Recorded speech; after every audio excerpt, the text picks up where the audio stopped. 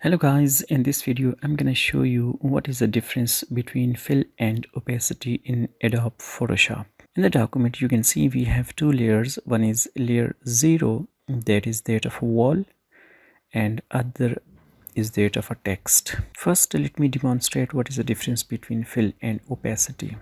Let me decrease the fill value to 0 and you can see the text is gone. Let me bring it back to 100%.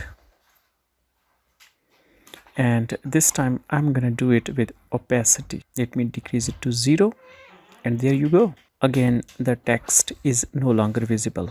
Let me put it back to 100%.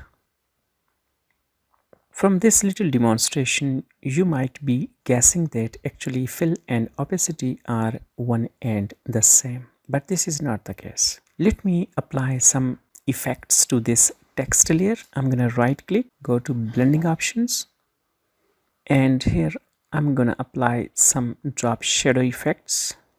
Let me play with these sliders. I'm gonna apply this ring effect, and let me apply this bevel and emboss as well. And after applying these effects, let me click OK. And now let's decrease the opacity to 0%. And there you go. The text is again no longer visible. Let me bring it back to 100%. And again and this time I would decrease the fill to 0% to see what happens.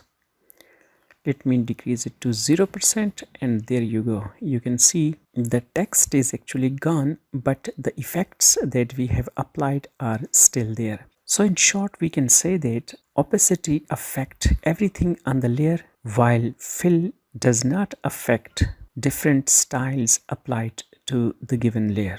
And you can apply this fill effect in different situations as I have illustrated in this particular movie. I hope you have learned something new in this tutorial. Please consider subscribing. Thanks for watching.